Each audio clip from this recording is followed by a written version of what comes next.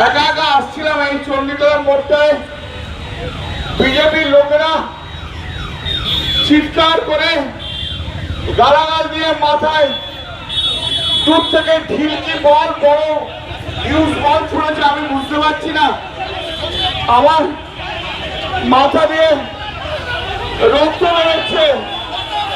আমি তা সত্ত্বেও আমি আপনাদের কাছে বলতে এসছি একটাই কথা, আমার আর বলার মতো শক্তি নেই, আমার সত্যি বলার মতো শক্তি নেই।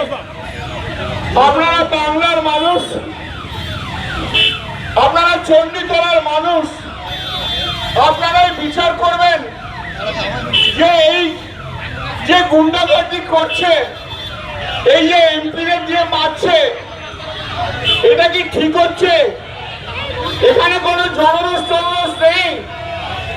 7-8 জন লোক মিলে বিজেপির 10 জন গেরুয়া ফেটটি বেঁধে আমাদের আগেকার সব কর্মীদের মারধর করছিল, আর এখনো আমাকে পর্যন্ত ছাড়েনি।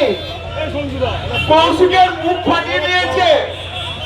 একটু আগে আমি যখন হেঁটে হেঁটে আসছিলাম, তখন একজন ভদ্রমহিলা, তিনি মোটর সাইকেল করে যাচ্ছিলেন, তার পিছনে বোধহয় স্বামী ছিল, রাস্তায় নেমে আমাকে বললো, দাদা আমাদের প্রচন্ড মেরেছে বিজেপির লোকজন।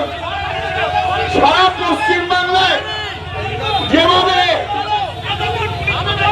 বিজেপি যেভাবে আমাদের উপরে অত্যাচার করছে, বিজেপি শূন্য করে দিতে চাইছে, ওরা সিপিএম কে এবং পশ্চিমবাংলায় কংগ্রেসকে অক্সিজেন দিতে চাইছে।